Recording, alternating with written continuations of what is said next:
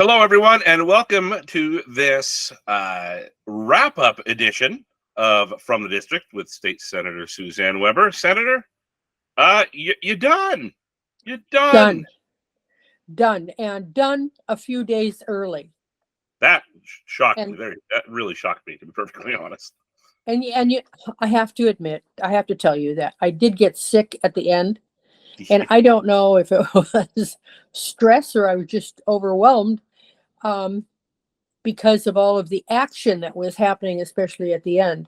But I did get to watch on my iPad from bed. And I was so surprised that they were able to do what they did in the amount of time that they did and be able to end it 3 days early. Yeah, I was too, and it made me think the majority must have had an event or something over the weekend. They all had plans for the weekend, and as a result, they were going to make sure that they were out of there. That's fine. Fine with me too. Unfortunately, though, when things like that happen, there are some good bills that sit on desks and don't get passed. Yeah, and we had some victories, but we had some unfortunate. Well, you were, and of course, you're not the only one, but I'm not alone. Some of your bills just did not make it across the finish line, and we're going to have a conversation. I know we always talk in the fall about what you're wanting to do in the next session, and we'll do that again. But in this, I wanted to just take a moment to go through most of your bills, the bills that you were one of the chief sponsors of, and just talk about them, talk about the bill, where it ended up, and what it could have done or what it will do, and maybe talk about a little bit about doing it next go around. But let's start with the good news. We had SCR 213, yes, which was a resolution to honor Kenny Lyston. Kenny Lyston, who passed away, died in combat with KIA in Iraq. 20 years old, IED, first week there. He has started his military career at Camp Rylea. He was one of those young men who always had a smile, was always ready to work, was always willing to do more. And he endeared himself to so many people over the course of time that on Memorial Day, his friends get together at the cemetery to have a little ceremony for him. Because he was so special. He was the first one over the wire. He was the one who made sure that kids had fresh, clean water. Mm-hmm. Something that wasn't his responsibility. If he had candy, he shared it with the kids. Right. It was an extremely unfortunate set of circumstances that got him killed. And he was in the military so that he could go on and get further education because he was really interested in computers and psychology. Yeah. And so being able to testify and bring his case forward to the committee was a very emotional thing, because we ended up with several of the committee members that were in tears just thinking about it. Being recognized like this on the Senate floor is an extremely honorable thing. And he was one of 6 or 8 that were memorialized this session. And all of the folks had done extreme things for the state of Oregon, whether in the legislature, civically, things to really forward our state and worked for our state for a long time. But Kenny was the only one who didn't get that chance. He's not going to have a chance to put a brass plaque on the side of a desk in the legislature, but he gave his life, and that's what's so important. And there's going to be a sign that is going to be installed in his memory up near Camp Rylea, just south of Warrenton. Right. I was going to say this is one of the first steps. One of the reasons that we did this Yes. was that this was going to allow for part of Highway 101, to be named for him. Yes. Which is we're really excited about that. And sometimes I think of myself as kind of a hard and rugged person in the trenches of warfare of politics. But when you got this little note that said, "Thanks for taking care of Kenny," and that just made me tear up a little bit. Yes. So it absolutely did. And he was the only son, only child. Mm-hmm. His father mourns him. His father and mother mourn him every single day. And there is going to be a celebration planned for the installation of the sign too. It was so compelling to have so many of his officers and his comrades there, comrades in arms, to be able to participate in this on short notice, because a lot of these Right. come and you just got to be there. And that's one of the hard things, is that, especially in short session, when things are so compressed, you don't know when all of these things are gonna happen. The presiding officers were really cool. And their officers tried to help, because you want to make sure the family and the comrades are there. But gosh, it's tough. I think we were able to do it. And Katie was very instrumental in that too. Katie was in the military and knew Kenny, I believe. Yes, she did. She knew Kenny. Yeah, and so it was a really good experience for her as well. So, but that passed. And so the exciting thing was, so we walked into the committee, to give our testimony and present our case to the committee, and there were 3 men at the dais that were also speaking. Well, one of them had served with Katie, and she hadn't seen him in almost 20 years. Oh gosh, that's cool. It was a wonderful reunion. So it was a very moving experience. Well, I'm glad we were able to get that across the finish line. That was definitely one of the priorities. I know it's kind of tough initially, because you only get 2 bills in the Senate. So and what chance do you have? Yeah. What chance do you have of getting both of your bills passed, even? Right. And or even one. Right. So it's you only get 2 bills. There's so many things that are important that we wanted to get done. Did we want to take one of the bills up by this resolution? And ultimately, you just can't say no to that. When someone gives their life, you can't say no. You just can't say no to that. So I'm glad that was done. A lot of people happy about that. Unfortunately, we had a few bills that didn't make it across the finish. I know.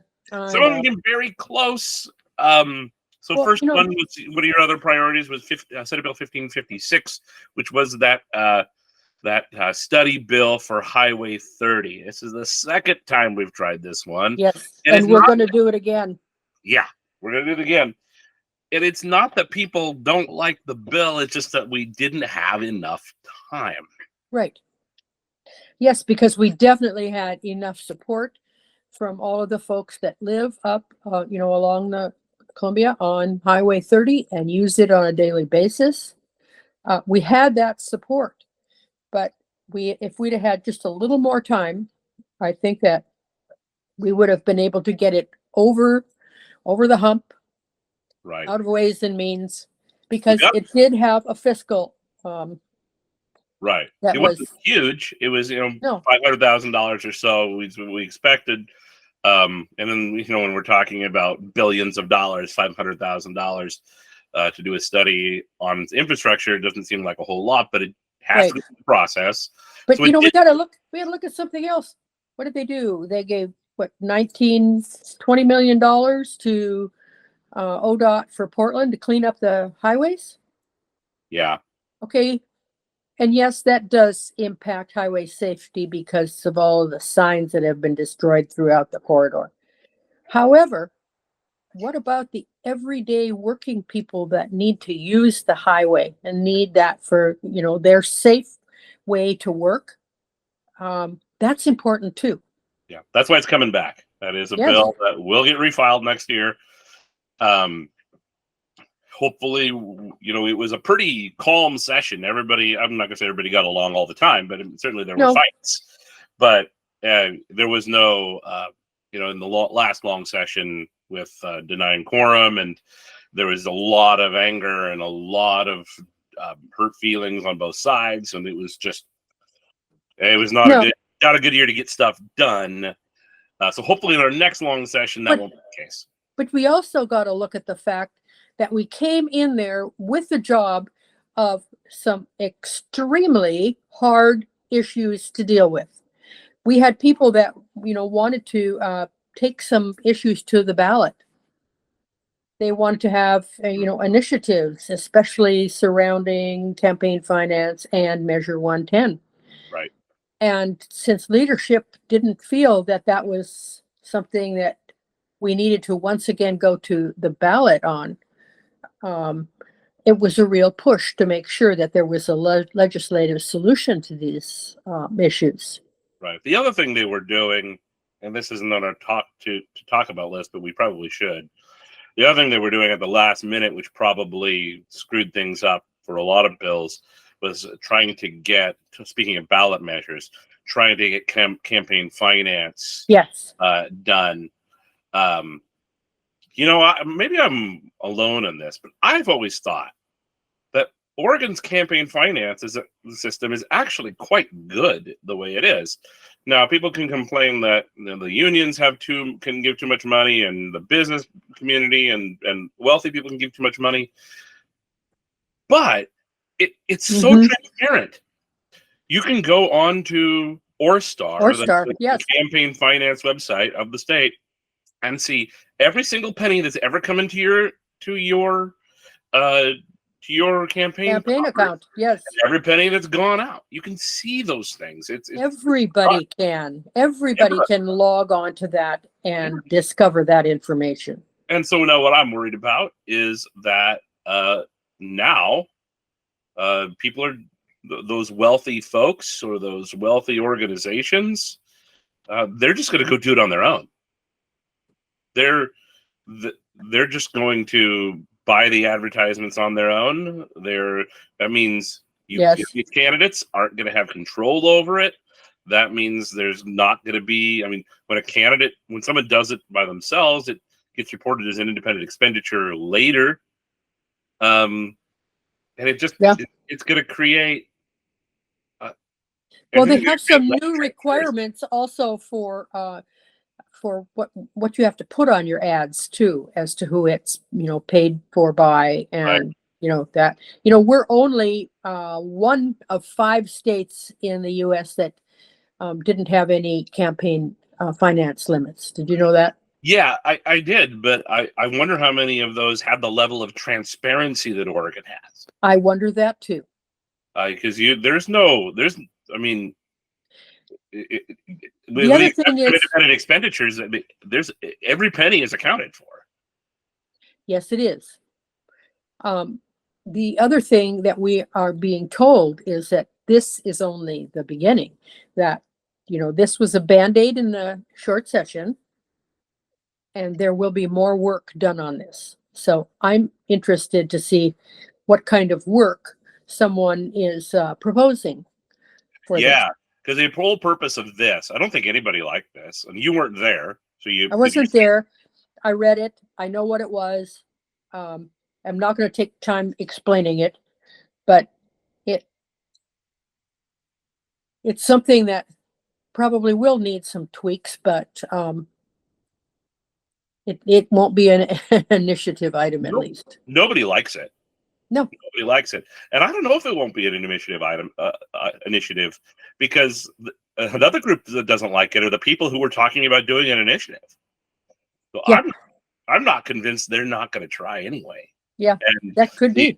the initiative that they want to put forward everybody hates even more. Right. So I think that's why they did what they did in the legislature.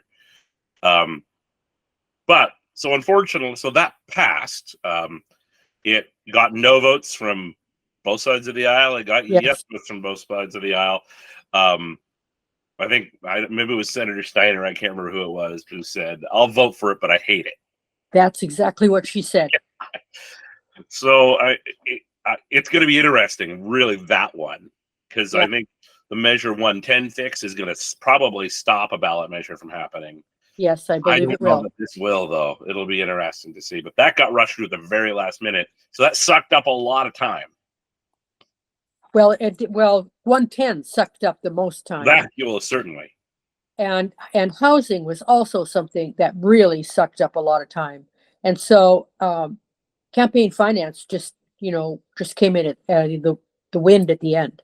Right, and it seemed like I will say that the solutions that you guys came up with for Measure 110 fixing, and solutions you came up were in housing. I think they were bipartisan. They were there was Yes. actual good negotiations going, and I think you guys came up with some pretty good policy. Not everybody likes it. There's stuff there that I don't like, and there's stuff there that you don't like. Right. But it was something that everybody could live with, and everybody agreed made things better. So that was a win. Yeah. Oh Okay. So another one that didn't pass that should have passed was 4094. yeah, We have talked about that. That's yeah. allowing the counties to let Q bonds for their construction of courthouses, especially. Yeah, and that we haven't talked about this yet, but I think it's another one we got to bring back. This was I agree. Representative Stout's bill. He is not running for re-election, so he will not be back next year. So I think this is, again, we've talked about this before, but Q bonds right now can be used to build new courthouses. Right. But there's plenty of places who don't want new courthouses or don't need new courthouses. They just need to renovate or expand their courthouse that they have. Right. And you can't use Q bonds. You can't use Right. these particular bonds for that, which I think is an oversight. I don't think anybody meant to do that. I think it was just an oversight, because the idea of the Q bonds were really kind of a pilot anyway. Yes. This would expand that program. And it was another one of those things that it just got lost in time. It did. And It looking did. There at were it, so many other things that, came to the surface before that did. yeah, I mean, it came out of the Judiciary Committee, the House Yes. Judiciary Committee, unanimously. Yes. From a very wide swath of the ideological mix. I mean, Representative Lewis, very conservative, voting aye. Representative Dexter, very liberal, voted aye. There was nobody who was really opposing this bill. And again, it's just one of those times that it was a good piece of policy. It just ran out of time. So hopefully we'll bring that back. Another one, 4106. And 4106, we talked about this one, and this will lead us into another conversation, but this would have required the state forester to develop sustainable harvest levels. Right. And it was a really good bill. It was especially in light of the HCP. Right. So the Habitat Conservation Plan, which has been being fought about for years now. 5 years, I think it's been on the docket. At least. Mm-hmm. And what this would have done was, despite the HCP, it would have required the state forester to set the levels of harvest at a sustainable level. Sustainable level. But it needed to be a reasonable level. And unfortunately, it got a hearing, but it was only a courtesy hearing. It wasn't even a hearing that was meant to. The hearing came after the deadline. Yes, it did. So it didn't get a chance to be voted on. And probably more distressing, not a legislature thing, but a Board of Forestry thing, is that the HCP did pass. Right. This is devastating. I mean, I don't think people understand the level of devastation that this will cause. They don't. When you look at the list of all of the small districts, which I posted on my Facebook that I I had received that are going to be impacted by this, it's huge. Right. It is huge. Yeah. And, we also have to look here. We've had huge wildfires in Texas, and it's early. Hmm. We have a fire up in an area where I came from right now because they didn't get a lot of snow this winter. All Hmm. right, we've got to look if at the fact that if we don't manage those forests effectively, we're just providing unlimited fodder for wildfire. Right. It's little school districts like Jewel, I mean, and Neoconi, Nestucca, Nestucca, they rely, and these are school districts, so that's not yeah, talking about fire districts and water no, districts and other small districts that we talk about that require these funds. I I will say it passed, the HCP passed. Uh, there's gonna be litigation.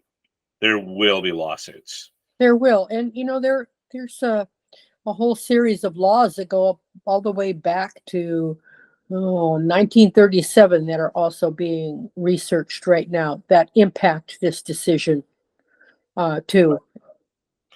Yeah, and it was not a unanimous decision. It was No, it was split. only passed by one vote, Yes, I believe. Am I correct on that? you're correct on that. Yeah, only From passed what I understand, yes. by one vote. So I mean, it is not as if that this And, was some sort of giant agreement that just the locals hated.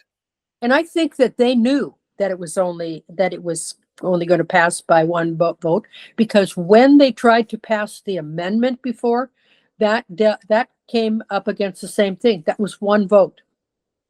And Right. so how could you assume that it was going to be anything but that?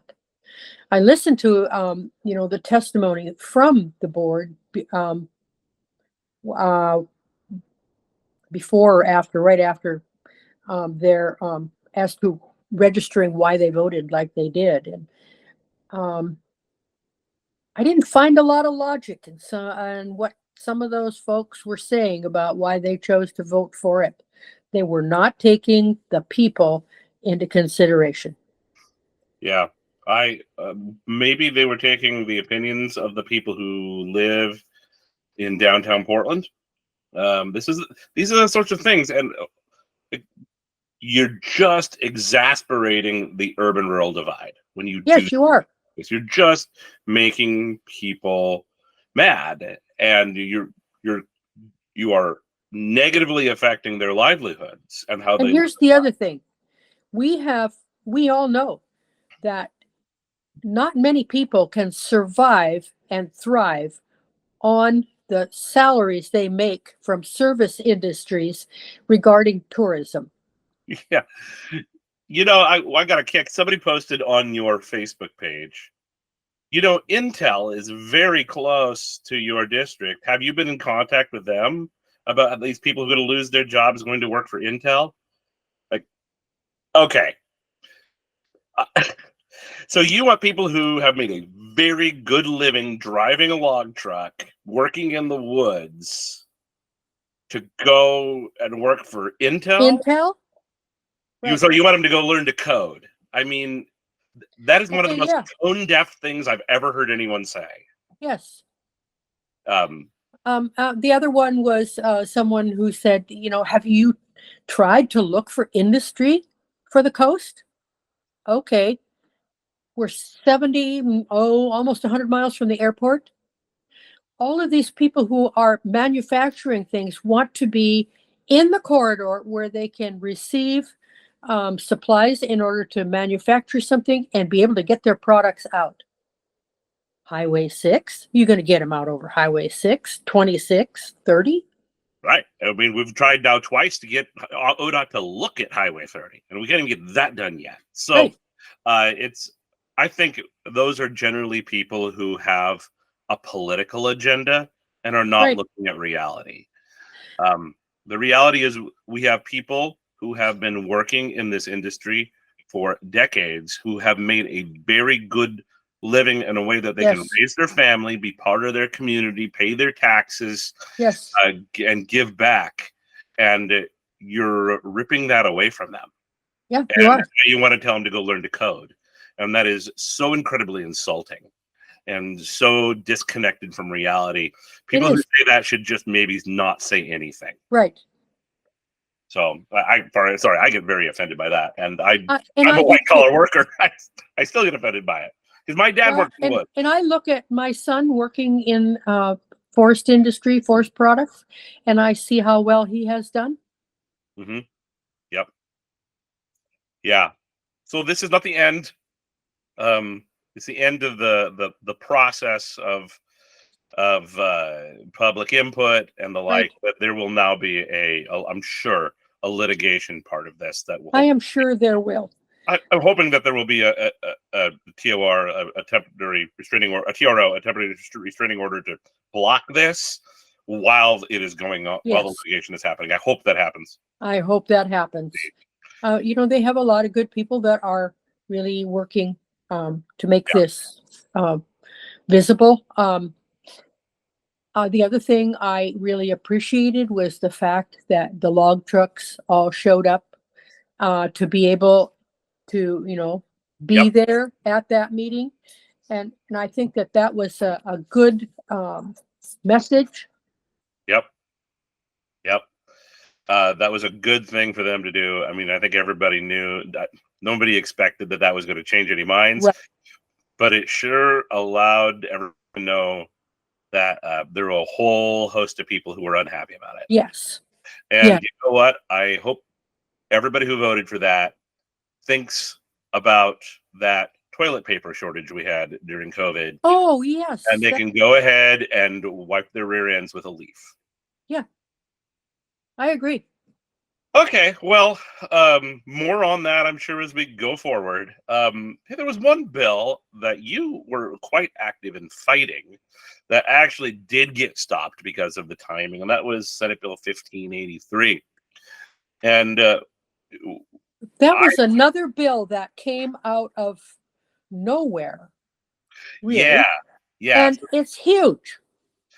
yeah. So this bill would have essentially taken away local control of school boards Exactly. to decide what materials are appropriate in their school libraries. Age and developmentally appropriate. Right. And And that's what I wanted put in that bill. right. So you had a number of amendments. We had one amendment that would have just simply said, very Yes. simply, that said that provided that the materials are age and developmentally appropriate. Yes. That's all it would have said. Everything else would have said exactly the same. It would have said school boards can't discriminate against anybody when they're putting this stuff when they're choosing Right. materials. None of that, provided that the materials are age and developmentally appropriate. And Now, the it's my fact that got shot down, that was telling to me. yes. And there were people that pointed out that this was once again taking away local control. Right. And that's very true. It would have taken away that control from school boards. Yeah. And, And I think some people pointed out, well, there's already a process that if there's a disagreement that you go to the Oregon Department of Education and they can make a ruling. right? That's true. But what this added was teeth. Yeah. So not only could the Department of Education overrule local control, it could then take away state funding. Yes, it could. So That was the other thing. you're there And at Jewel School District, and there's a book that you feel is inappropriate. It goes through the process, and then there's a fight about it. Somebody goes to the Oregon Department of Education and says, this what happened. We feel like we've been wronged. Department of Education agrees and says this was awful. You guys are terrible. Oh, yep. you guys just So, lost a bunch of funding because of the right. HCP. Guess what? We're taking Your away school even support more. is gone. Yes. Yeah. Um, And I was told when I was, discussing this initially, well, don't worry about it. We already have it in, statute, in laws, in Department of Education. Well, then if we already have that, why do we need to pass a bill concerning it? And and I also took issue with people saying, well, why would you argue with this? This is such a simple bill. Well, yes, it was a simple bill, but it had a big impact. Right. And we needed to be able to weigh in on that, or it needed to go away. Then the other thing that I was told by a legislator later was that they are pursuing this issue all over the country. So we're just in line, in step with that. Well, doesn't that sound familiar? Yes, it Measure does. 110. Right, Uh, all of these bills that are the idea of, well, that are model bills that come from national groups that get shoved right. in the throat of Oregonians. Uh, this is just another one. Unfortunately, this one was stopped. The thing that offended me the most was when the Democrats came out and called, said anybody who wanted to stop this was for book bans. Yeah, and that was not it at all. I understand that that term polls really well, It does. And but that's, that doesn't make it true. And no, when you're telling people that the Republicans want to ban books, you're lying. You're out, yes, flat out lying, and you're it's lying a flat out lie. Yes, because your lie polls really well. right, It is a lie. No one was banning books. We're just saying that maybe we shouldn't put the Kama Sutra in a kindergarten library. exactly. Maybe we shouldn't do that. Yes, Can we all agree on that? So that was probably my biggest frustration is and so what I think one of the other things that the Republicans did was we said, look, okay, if this is a problem, and I'm not convinced this is a problem, but if this really is a problem, let's study this problem. Let's get the actual quantitative evidence of right, here's all the times this has happened. It's a real big deal. There's a really big problem. So we got to address these issues to make this exactly. happen. Right. So that's what you guys proposed. No, No, absolutely not. And we no. just kept being told we're And stupid, we filed a minority report on it, which went nowhere. which we kind of expected. But took it back to the Rules Committee, and I think it went back to Rules, didn't it? Yeah. Yeah. So anyway, it never came back, which was fine, Well, it came back. It but never got traction. and it never finished in the Senate. Right. I'm sorry, in the House. You guys passed it in the Senate. It passed in the Senate, but it never got to the House. It went to the House and it just sat on the desk there, and they ran out of time, which was not really the intent. But if all of our bills die, some of theirs can die too. That's right. So yes, so that was the session in a nutshell. You guys did a lot of good stuff dealing with Measure 110, fixing that, and housing. Actually dealing with production, which we've dealt with a whole bunch of other quote unquote housing things, but have never really done anything with production. So great to see that actually happen. There were 3 housing bills. They all passed. It was good. It was the governor's focus for this session. And so it went well. Yeah. So very happy about that. Anything else, Senator, that you want to say, just kind of wrapping up? Well, I just want to say that, we did get additional money for daycare, another $100 million. Right. And we did get summer education reinstated. It was left off of the budget in the long session, and it really came back to haunt people because of our learning deficit. Right. And so $30 million was put back into summer learning. Right. So hopefully we can, jumpstart a little bit of the learning loss that we experienced during COVID and shortly thereafter. Right. One thing we should point out before we wrap up here is that you did secure a good deal of funding for the district. I did. You got just about $10 million of funding that came back to the district. That's pretty impressive for a short session. Well, yes, and it was one of those things where there were several of those CREF projects up along Highway 30 that needed funding, and they were left off of the big budget in the long session, and they were up, the Rainier Historical Museum and Columbia County Museum and the Clatsop County Historical Society. I mean, those are not really huge things, but they were big to those people in that area so that they could move ahead. But the thing I'm most proud of is being able to bring the Nehalem Bay Health District over the line, because they needed an additional $2 million to tear down that old hospital and prepare the property to be able to build housing. Right. There's this housing component again, and housing especially for hospital workers. And so I'm very pleased that that was able to get over the line. And then, downtown Tillamook, we have 4 apartments that are soon going to be ready to rent right in the downtown area. And we were able to get a couple of $100,000 to get them over the line so that once again, we can have additional housing. Manzanita is one of the projects that I was really happy to have supported and gotten money for, because they have a proposed 60-unit housing development up there, but they also need water and sewer and all of those infrastructure items. I'm always harping on infrastructure. That's what we need the money for in order to be able to go ahead, and we were able to get a couple of $1 million plus for Manzanita. I'm very grateful for that. And then the Iron Tribe Network in Columbia County is going to be buying another house for use for inhabitants. Geez, I can't even talk anymore. And then the Tillamook Family Counseling Center got an additional $900,000.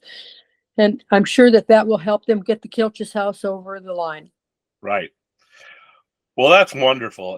And during a short session, it's uncommon for so much funding to be able to get to our district, and that's in no small amount because of your advocacy. And it's not just government money getting dropped on these projects. That money that we pay in taxes coming back to our district instead of going somewhere else. And that money goes to people who are building those houses, those contractors, those subcontractors who are paying those taxes into our schools. We're paying those taxes into small districts, and small districts now needing a lot more money. Thank you, HPP. It's the economic impact goes beyond government money dropped onto a project. Right. So, and put it in perspective. I had 8 projects funded. I proposed 27 projects. Right. Because, like I have said over and over again, infrastructure is something that is very necessary along the coast here. We need to start looking in depth at what we need, especially for our water and our sewer, if we're going to be building, if we're going to be developing, if we're going to be maintaining. Right. And you got that many done, which is great, because usually they ask staff, okay, be honest, tell us 3 that you really want. And at that point, that's what we figure, well, we're just going to get 3. So you get that many, that's a win. It's a big win. Well, Tom always thought that I had a tattoo that said "Born to Nag." Yes. And it's one of those things that comes in handy. Yeah. Well, your capital nickname. I know. Grandma Bulldog. Grandma Bulldog. Yeah. And you use that. There's a reason you have that name. Right. Because you are a dog with a bone with these things. And that's what, and that's just a good thing for everybody who's looking at who's going to be, as we were looking at, we had filing day here. Yes, we did. Where the deadline of people to file for the legislature and other offices. That's a good thing to look at. Who is going to be the dog with a bone? You don't have to run this election, and so you don't have an election this go around. Right. You've got another 2.5 years fun coming your way. I do. But there are And other let me people. tell you, I have plans. Yes, yes, you do. Um, but there are others who are. So if you are listening to this and you're thinking, "Gosh, who am I going to vote for in the primary?"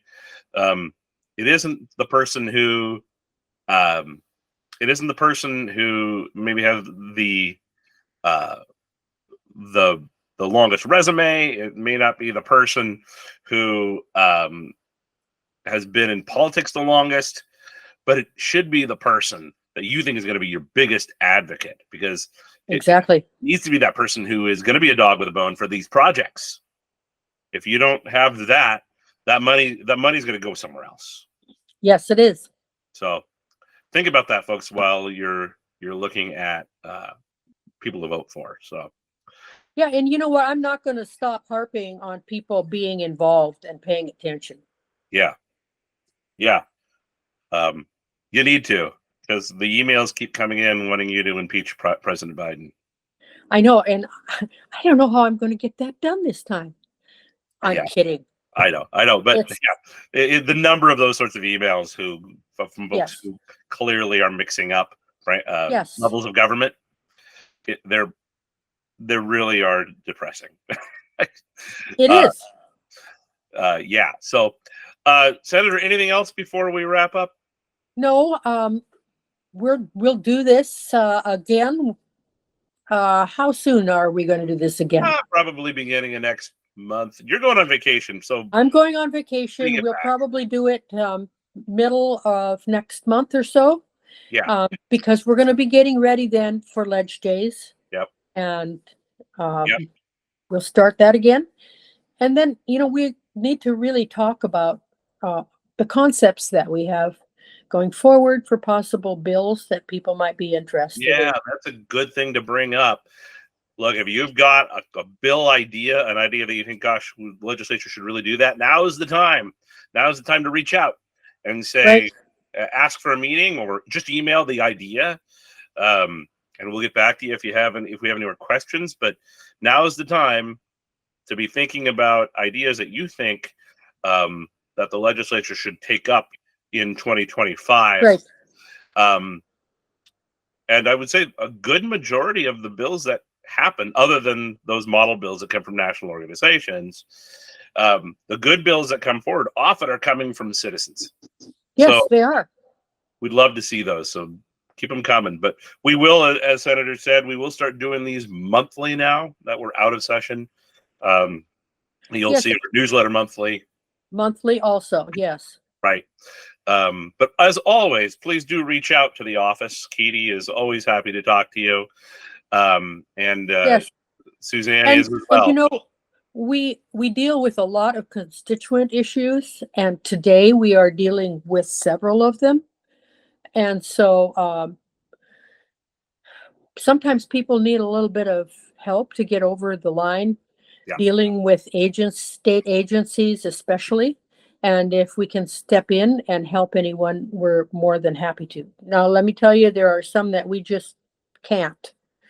But that shouldn't keep you from asking us or bringing Yeah. any kind of an issue forward. You'd be surprised the number of people who have their background check for their concealed carry permit delayed, or their unemployment delayed because somebody just like Right, accidentally deleted an email. That right. happens a lot. So And the other thing is, there's a lot of people who send me emails that demand that or are they're angry that I voted a certain way when they haven't taken all of the issues into consideration. And so, ask a question. I'll tell you why I voted like I did. yeah. And a lot of how I vote like I do is constituent opinions. Hmm. Yeah, that is, I could say, when you're torn about which way to go, that's the first question you ask is, okay, guys, what are the people saying? Yes, So even if you so yeah, if you've got an opinion about something, by all means, even if it's just a couple of sentences, send that in. But we'll have a lot more once we have taken a little bit of downtime. I know there's some discussion around some town halls, so those will Yes. probably be coming out that you'll do with your colleagues from around the state. And we will we'll certainly give that information out as we get it. But in the meantime, Thank you, Adam. always my pleasure. Always my pleasure, Senator. You have a great vacation. Thank you. I will. And I will as well. And you will as well. All right, everybody. Thank you very much, Senator. Thank you very much, everybody. Thank you. And please have a wonderful day. We'll see you next month.